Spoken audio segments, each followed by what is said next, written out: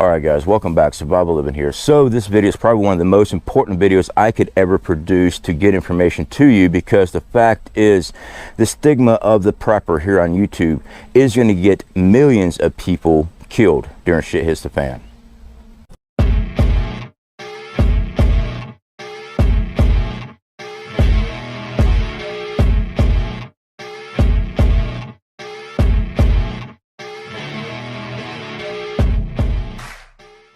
Now, what do I mean by this?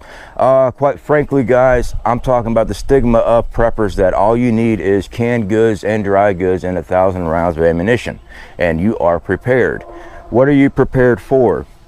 Please, in the comment section, let me know what you are actually preparing for. Because me as a prepper, I try to prepare for as many things as possible. Fortunately for me, and everybody else, most of your preps works hand in hand with natural disasters to wartime disaster. They usually work together, but there's some tweaking and stuff we have to do in these preps, and also skill set. You know, when I started this channel, what now, 4 years ago, something like that, I wanted to combine outdoor survival with prepping. Because me personally, I believe that a prepper needs to be well-rounded and well-versed in outdoor survival. You know, when they first came out with prepping channels on YouTube, the big thing was the bug out bag. Everybody's going to run into the woods. Well, I'm not in the woods. I'm on family property here. We got a lot of acreage here that we let grow over. I get to use this part of this area to do some film work and stuff when I don't want to go deep into the bush and I just want to do a camp out. I have that availability. I recommend people doing the exact same thing. Go to your backyard, test out your gear, test out your skills. And these mosquitoes are driving me nuts because I didn't use any bug spray before I came out here. Yeah. So guys, with this, the bug out bag, running out to the woods. I don't recommend that for anybody unless you have some serious skills. And then where are you going? Can a skilled individuals with the right equipment and training go out to the woods and disappear? Yes, absolutely. Absolutely you can, if you are trained up and skilled up in that department. 97% of people right now watching, I'm going to piss off people, are not prepared for that. Me? Yeah, I can disappear. Is it going to be tough? Absolutely. Okay, my wife? No. No, she definitely needs my aid because she's not skilled up and trained up as I have. I spent most of my life out here in these woods. Not these woods, but all over. Deserts, snow, ice. Snow, ice, same thing? Yeah, close enough. What I'm saying is training your body, being prepared. Like I said, people's going to be pissed off at me, and that's fine. I don't cater to and try to reinforce your bubble of reality. I want to give you the facts of things because I have been through so many things in my life, and I got a tree branch going in front of the camera. Well, that's took care of now. I don't know if we can use all that other part of the footage or not. Anyway, right fast, guys, a real quick word from my sponsor. All right, guys, welcome back. Survival Living here. So I've been out here for 4 days now on a 7-day trip. One of the things on outdoor survival is starting fire. Now, of course, I'm a full supporter of carrying a big lighter. And the fact is, sometimes you lose them, they break, things happen. Now, one of the skills that we always taught, bow drill. All right. It is a skill that takes practice to learn how to use. We also have one of our affiliate products, Bigfoot Bushcraft. Now, they make fire plugs. They also make these ferrocerium rods. This is 1/2-inch diameter ferrocerium rod. Their striker has a beveled edge, which really throws additional sparks. I mean, you're going to get something lit up even without the fire plug. Set this right here for now. It is next to me so I don't lose it. But this here is the travel case. This is their carrying case that I carry in my fire kit, and it's packed out with the fire plugs. So they have this purplish tint to them. These are waterproof, so even if they get wet, this just keeps that fuel and stuff that's in this from spreading anywhere. Keeps it from getting damaged and stuff like that. These plugs right here, they burn for a very long time. The waterproof, like I said, and the easiest way to do it is take them, tear them apart just like that. So what we're going to do, we're going to set this down here. I'm going to get our fire starter. I'm going to go and show you this. We have our ferrocerium rod here. That easy. Burns really well. All this stuff's really dry, so I'm not really having to stress about it. I already know it's going to take just fine. Go ahead and break this one open. I'm going to set it in position down here. Grab our ferrocerium rod and get ready to ignite.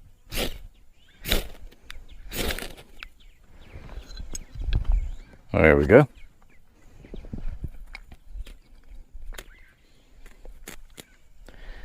And we'll get our fire started for dinner.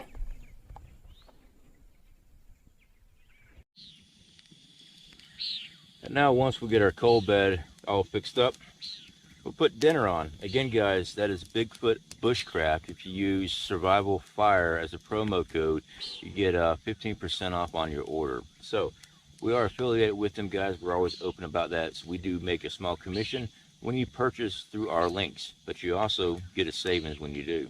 All right, speak to you later. Yeah, so Bigfoot Bushcraft, we've been with them for what, 2 years now, something like that, along those lines. Maybe it's just a year and a half. That actually earned its place in my fire starting kit. People tell me all the time on YouTube, I don't know why you messing around with the ferrocerium rod, magnesium fire starter. I use a Bic lighter. Yeah, well, I've been out here too many times to rely on just a Bic lighter. Now, do I have a Bic lighter in my fire kit? Yes, of course I do. Have I lost it? Yes, many times. For those that say, well, I put a lighter leash on mine. As a train rider, I had a lighter leash hooked to my belt, all right? And I went to dive off a moving train. It was slowing down before I went to the yard, and the lighter leash got hung up on a rail system, on a handrail that goes up on the side of a grainer. I'm trying to explain what exactly it is. They got bolts and stuff hanging off. The lighter was in my front pocket. The lighter leash was around my leather belt. I was dangling until I finally was able to tear my pocket to get that lighter out. Nearly killed me. I don't use lighter leashes. So one of the big stigmas I see, we're going to go back to the bug out bags. One of the big misleading information, I should say. This is one to really want to hit on. You do not need heavy gear to survive in the woods. Your bug out bag should be no more than 15 to 20 pounds. All right, what I want you to do, take your bug out bag, take your food out. You know, you probably got like 3 days worth of food in there, maybe some water. Hopefully you pack some water. Weigh that. Let me know exactly how much that weighs. Because 15 to 20 pounds is not enough gear for someone that does not do this full time like I do. Yeah, I run my outdoor survival training business. I'm an instructor. I teach. I'm always out in the woods. I've been doing this stuff for many years. I go to all kind of courses to even improve on new ideas that other people are using. If you don't have the skills and you're not honing these skills, 15 to 20 pounds is going to get you dead during a SHTF event, whether it be a serious issue, you got lost in the woods, no one's looking for you, and you got to survive, and that's all you got. Not a good idea.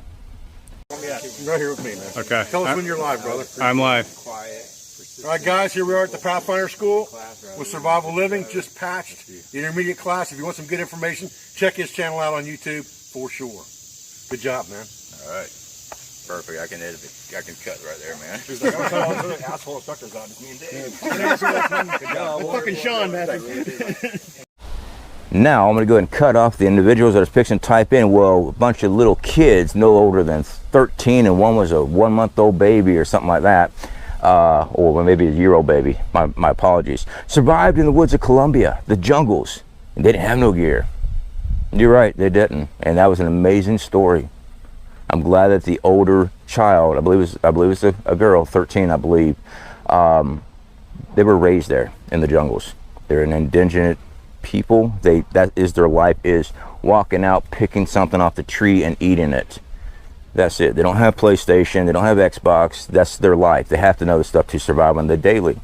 That's why they were able to survive. Do you do that? Do you do that? Be honest with yourself. I know reality bubbles, all right?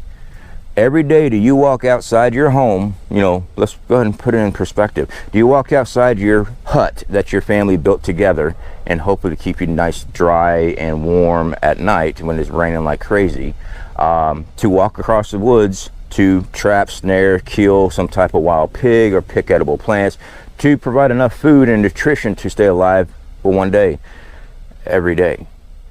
Odds are, no. I don't even do that. I'm always out here. I'm always training. I'm always going and pushing myself. And please, I want to cover this right fast. I have such and such books on outdoor survival. Ladies and gentlemen, knowledge, you know, the phrase knowledge is power. Knowledge is knowledge. You can identify certain things, but certain books are really hard to tell this leaf from that leaf because the picture's drawn. You don't know what it is. Until you put your hands on the item, until you study it, until you talk to somebody about this particular plant, well, this is in case a tree,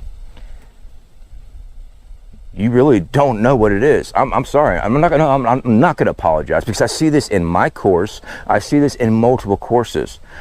I'm ready. I have such and such books. I have this type of book. I'm ready. But they are not training. They are not doing. They are not being proficient in these skill sets because when it comes down to it, they can't perform.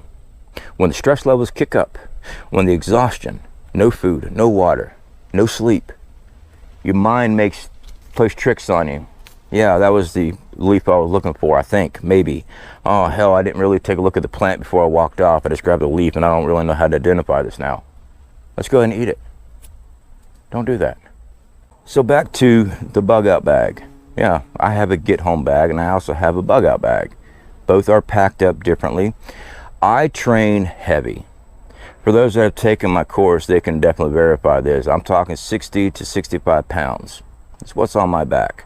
Now, as a YouTuber, I carry a whole bunch of camera equipment when I'm doing my outdoor survival stuff. I carry a tent so I can put all that equipment, the extra batteries, the charging stations, all that stuff so I can continue long films out in the woods or multiple films.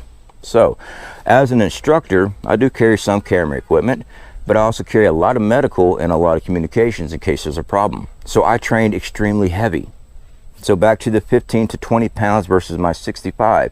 Everyone tells me, you're in the wrong, CFP, survival living, because you are training with way too much gear. Let me speak to you about training. Training is where you add more gear. That way, when it comes down to it, you are capable of carrying more, dragging the body out if necessary, throwing one over your shoulder, and keep on pushing.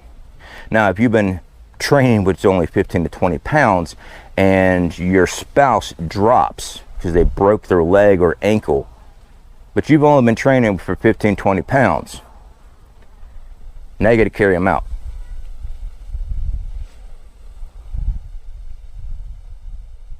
Yeah.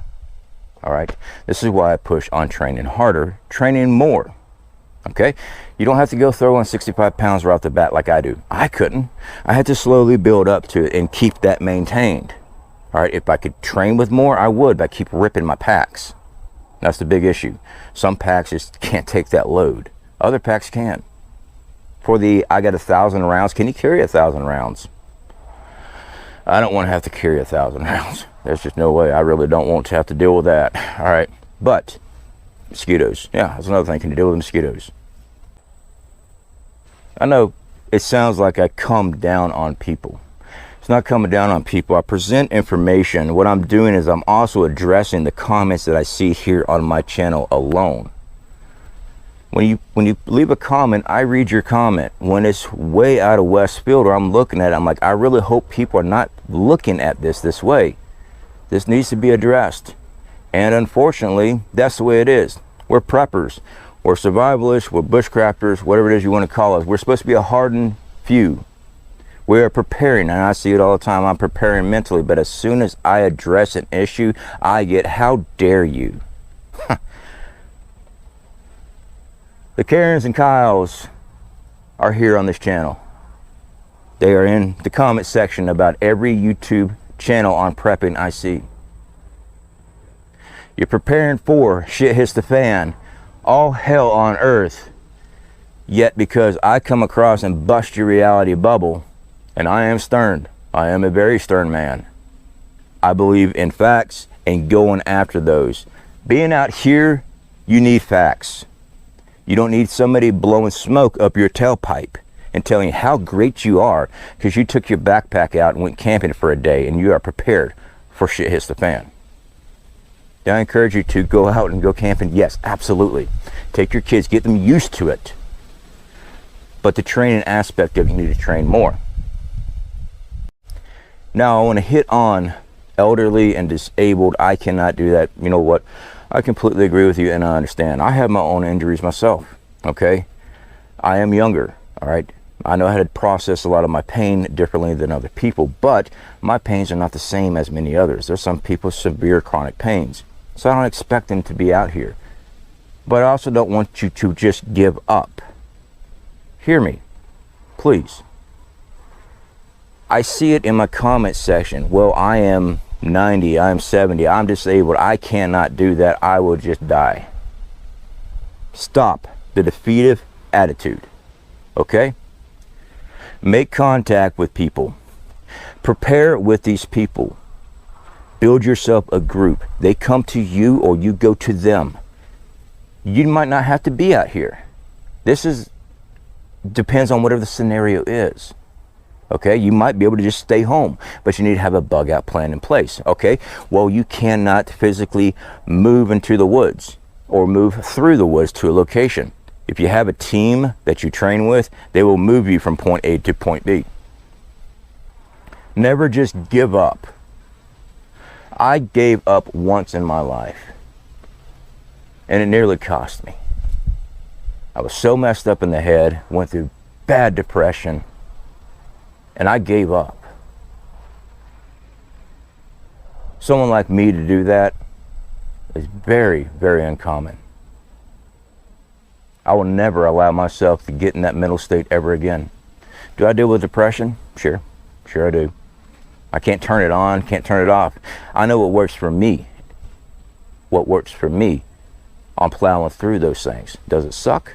Yeah. We all have bouts of depression, stuff like that. I can't come on here and say, get over it, because I know how it is. You can't. I have a way of disconnecting emotions, feelings. It's not a good thing.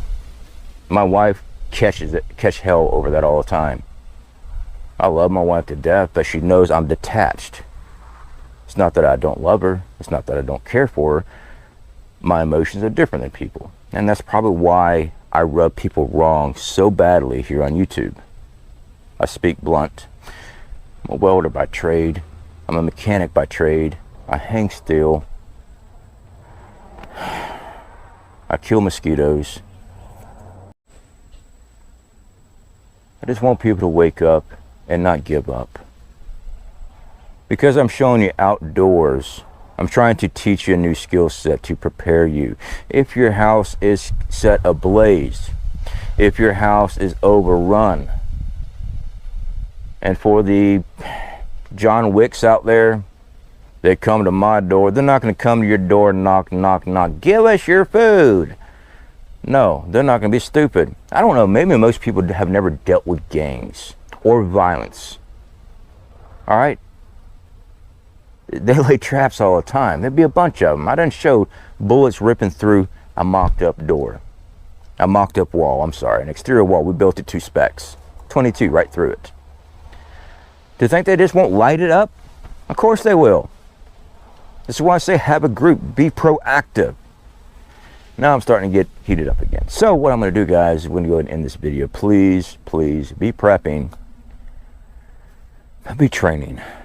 When it comes down to it, and that's the thing, guys, I know every time I try to address this, I come off rude and crude. For those that type in, I am prepared for blah, blah, blah, you don't know what I'm capable of. Create a YouTube channel, show me what you're capable of. That'd be great. For those that are wanting war, You got a world of hurt coming to your front door. Millions of people in America will die in a major conflict. Innocents. But you want it so you can pop off your rifle. Me, I want to protect my family as much as possible. I want them trained up. I want them prepared. We have bug out locations. We have supply drops. We have things that we have plans set in place. But we don't just build up a plan. We utilize it. We train on it. We constantly work with it. We have our group in our area. We train together. I'm actually starting to outreach more to some of the other locals in my area. People that are right here on this channel. I want to bring them into the groups or be acknowledgeable with what group they have. And it's a mutual assistant group, even though it's not our group. We know where they are. They know us, and they know they can call on us, or we could call on them. Hey man, we see something coming down the road right now, head in your direction. A larger network. You know what, guys?